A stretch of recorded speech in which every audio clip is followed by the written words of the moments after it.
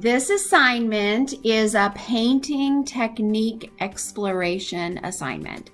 So we are going to create, let me show you right here.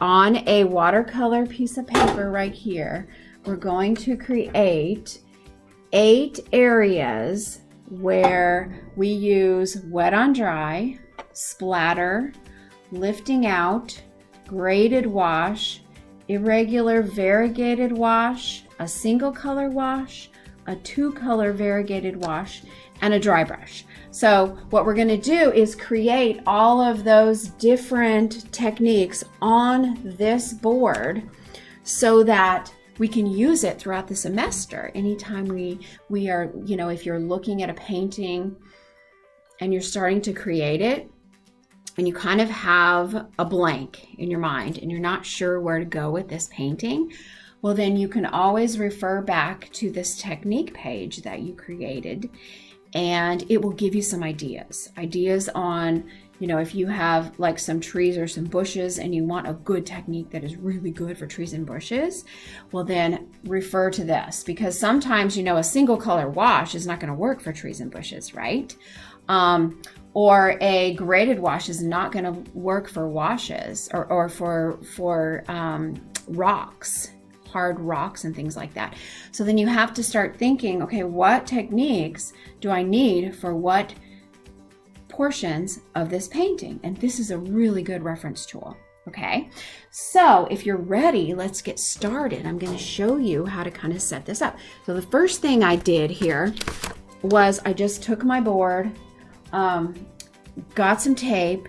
I'm going to give you an 8.5 by 11 sheet of paper, and you're just going to tape it down.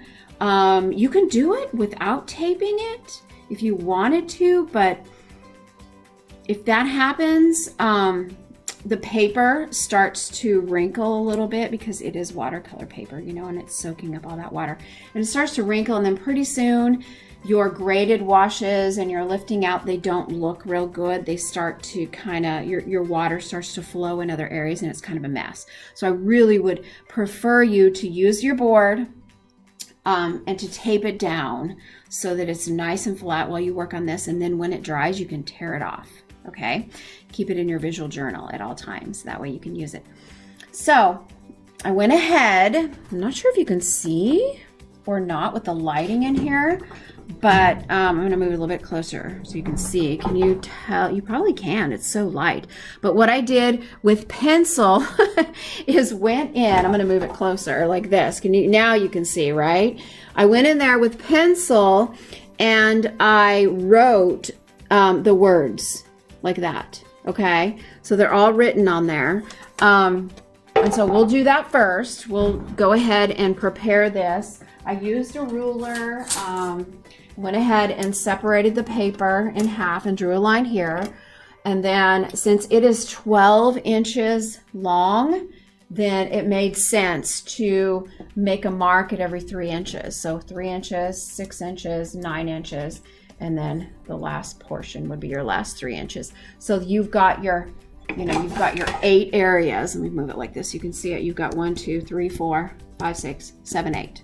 Okay, so you're going to do this first and prepare it. Add all of the words on the top, or if you want to label them on the bottom, just so you have them labeled. You want to remember what the techniques are. Get that ready. So the first thing we're going to do is the wet on dry. Okay, so that will be a dry paintbrush. So what that means is wet. The paper's wet. Okay. The paper, sorry, I didn't mean to say that. It's opposite of that. Wet on dry. So the wet means that the paintbrush is wet and the paper is dry. Okay. So what you want to do is take your brush, dip it in your water. I've got some water in here. I'm just going to keep this water container right there. Hopefully it will not tip it over while I'm trying to show you. And I'm just using a Reeves watercolor set. Looks like this. Just basic colors in here. Okay, I kind of pre-wet. You can tell I've pre-wet some of the colors that I want to use already. But what I want to do is dip it into one of these colors, and I added just a little bit of water to it, 5 minutes ago, I think, and so it started to kind of saturate in there, which is easier if you do that.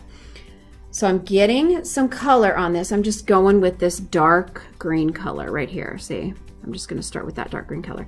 So my paintbrush has been dipped in water. It's very wet, saturated, and I've got quite a bit of green on there, you can tell.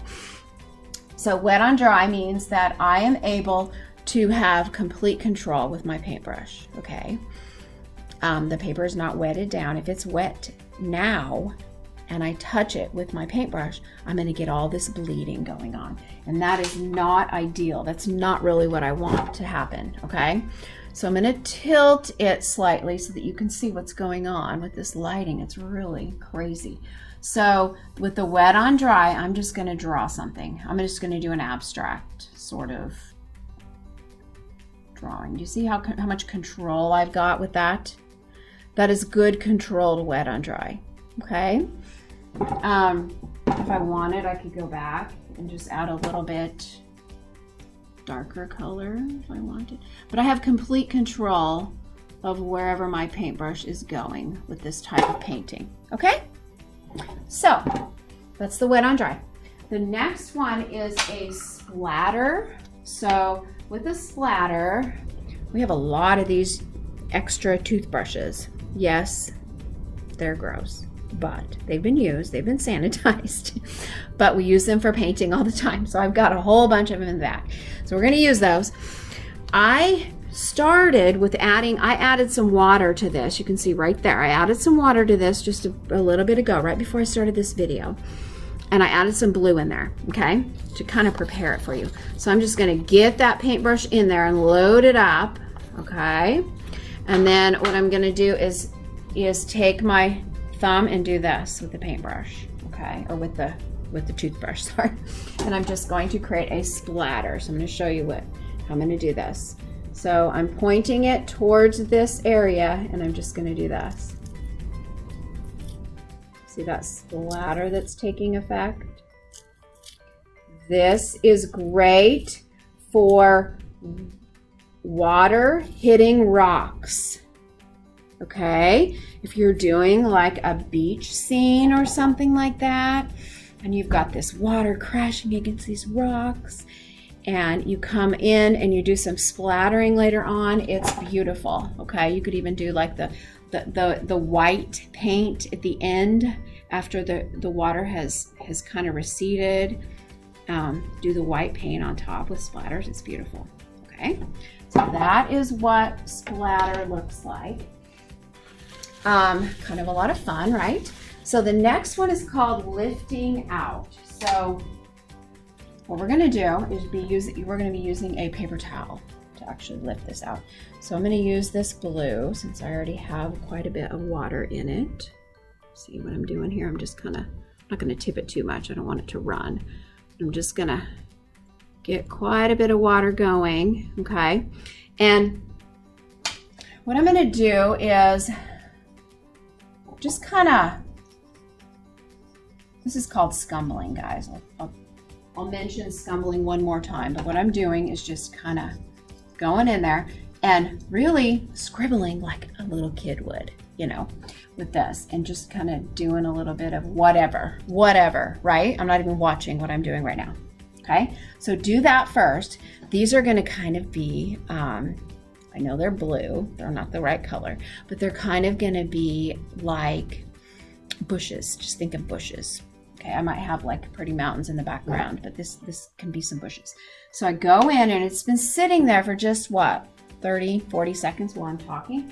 So before it dries, take a paper towel, wrap it around your finger, and I'm gonna lift out. So I'm just gonna go in and I'm just gonna kind of start pulling out some of that color with this paper towel. And you see how that's lightening? I mean, it's pulling it out on my paper towel, isn't it? And it's lightening that area up a little bit. And I'm pulling it out. I can leave some alone if I want, and then I can take some away. You can also, that gives you some dimension right there, right?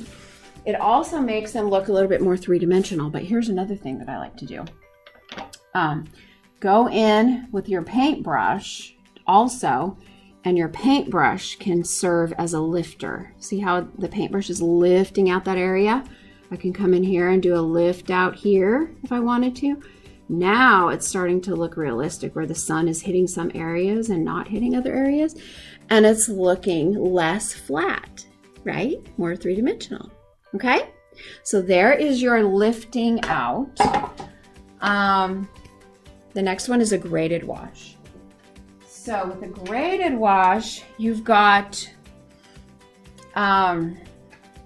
a color that is going to kind of drip down. So you might want to think with this one, think about the sky, like maybe it's raining and you want to create this misty scene. So you're going to take just some fresh water, okay? And you're going to, I'm going to take this and move it closer, and I'm going to just stay inside of this square and really get it full of water. Try your best to not let this water drip down. Make sure it doesn't drip down to your single color wash down here that you're going to do in a little bit, okay? Just try to make sure it stays here, so don't load your brush too much. So it's just going to stay here. Graded wash. So graded means that it starts out dark and it drips. Not really drips, but it kind of flows with gravity. Okay? So I'm gonna, there's a darker blue in here. I think I'm gonna stick with that color, that darker blue color. Now before that dries, I'm loading this brush up with quite a bit of that color. And I'm just going to take it and let it go. If I get any that are going crazy, like look at that one, he's going crazy. I can kind of pull it in a little bit if I want to, but I don't want to do that everywhere, or else I'm gonna have a whole area that's just, you know, blue all the way through. But I want it to flow. See how pretty that is? It's just kind of going. Now here's another thing that you can do. Hold tight. Okay, so another thing is if it starts to pool, see that's pooling right there? I want to stop that from pooling. I'm just going to take it and I'm holding it there. Don't pull down. Don't pull down. Just pull straight up like that. Did you see what I did? I just pulled it out of there because I don't really want it. Like maybe I'm doing, maybe the you know, it's rainy, misty morning or something like that, and I'm gonna make it look like it's raining. See how pretty that is right there? Don't touch that. Then I can do some mountains right here. I might do the sun peeking through here later on tomorrow after it has dried a little bit. See how pretty that is? Okay, so that is your graded wash, and of course I ended up going right over my words, but I can go back with maybe a Sharpie pen or something and go over that. Okay, so there's your first four techniques.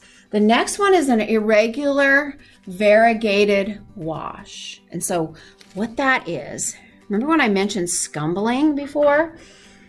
So scumbling it's a way to paint where it looks as if it's a little bit abstract. I mean, it looks, you know, sometimes artists use it for rocks and trees that are in the distance, bushes, even grass. So if you want certain textures in your painting, you can do scumbling, okay? And so the irregular variegated wash would be kind of like, you could actually add two colors. So I've got like a blue on here, so it's kind of like scribble again, like I did up here. So I'm gonna just do a little bit of that scribble, scribble, scribble a little bit, okay? And then what I can do is quickly rinse out. I'm just using that same water and I'm rinsing out my brush real fast. And I'm gonna try another color real quick. I'm gonna try that green that was next to this blue. And I'm just gonna do, before it dries, I'm gonna add this green to it. I'm gonna scumble in right next to it. So it's pulling, what it's doing is it's pulling in some of that color there, right? And I can even go into the blue, and it's mixing those colors. Okay, so this, as I'm looking at this right now, it's kind of looking like water, isn't it? Almost looks like Claude Monet's Lily Pond, you know. So a variegated wash, it's not pure. It's not like a pure color. So you're going to be adding 2. You could even go in with a 3rd color. Okay, this could be like a field of poppies that are far, far, far away, and they're not real in focus, and you want to go in and just add some color back in there. This would be good. Okay, so you can use variegated washes for like underpainting. We're going to do a project where you learn how to do underpainting, so that might be really cool. Okay, single color wash, super simple. Anytime you're doing washes, remember that it's going to be a wet paper and a wet paintbrush. Okay, so I'm going to rinse out this brush, and I'm going to wet my paper down. This one is going to be a dry brush, so make sure that you do not get any of this water down there, okay? Really try to not do that. So really try to just keep it up here. If you have to, put your paper or put your board down like this so it doesn't run, and you can go ahead and get the water on like that if it starts to run too much, okay? So just play with it and see whatever works for you. I'm going to just make sure I get on there. Single color wash means that the whole surface of the area is that one single color. So I'm just going to go in with this lime green, and I'm just going to single color wash. That's nice and bright, isn't it? Just going to single color wash this area with the lime green. Nice and smooth color, right? Okay, so this is another way to do underpainting. We learned how to paint in layers with watercolor. So that's one thing that we'll probably start with is single color washes. So that's what it would look like. Okay,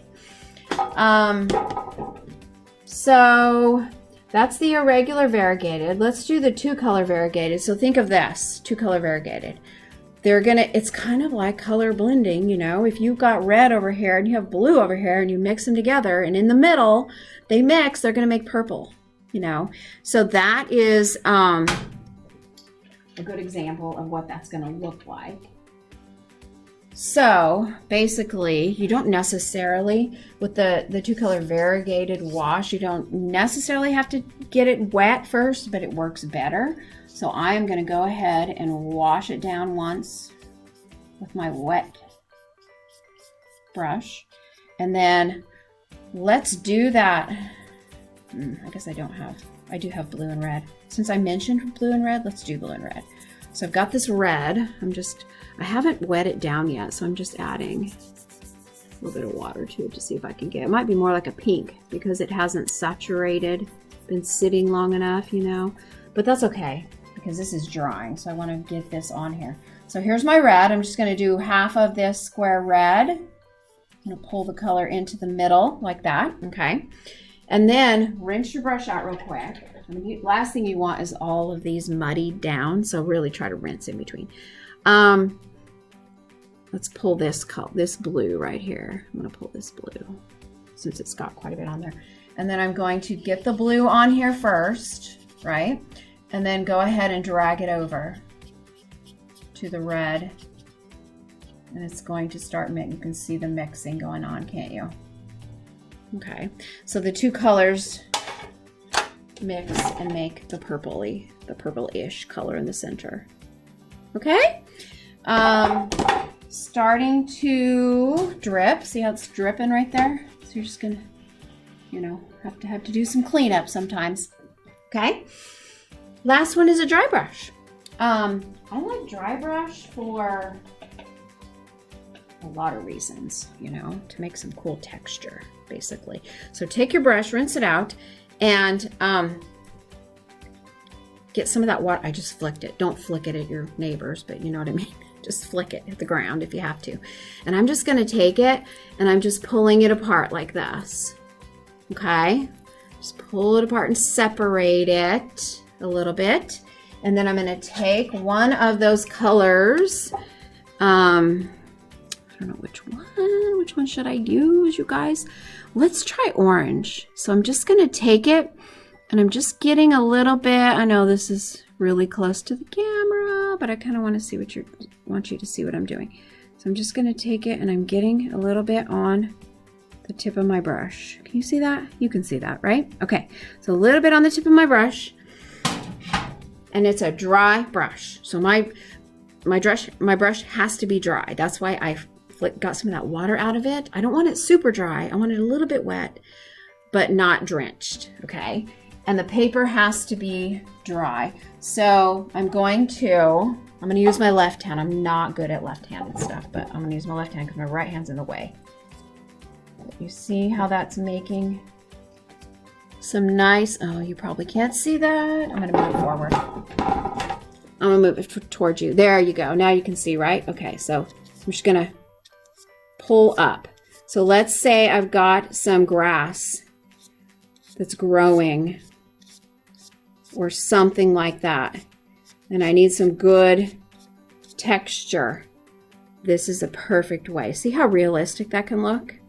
You know, I could even go in and do some of this grass. If I did a single color wash one day, let it dry, the next day come in and do some dry brush over the top of that, that's layering your paints. Okay, that's a good example of underpainting with the bright green one day and then painting on top of it. So you paint underneath, okay? Because if I do this first, how am I going to do my background without messing that up? You see how that works? So that's why it's important to learn how to paint in layers, okay?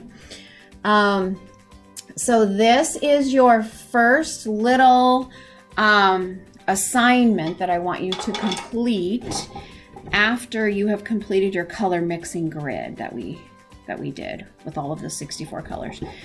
Complete this, and then once you complete this, we're going to you are going to get to do a choice painting. I want you to pick your subject. It could be anything. I mean, I want you to be inspired by this painting. You could choose to paint whatever you want, and you're going to use these techniques in a painting. So I think they're going to be fabulous. Okay, hope you enjoyed it, and good luck.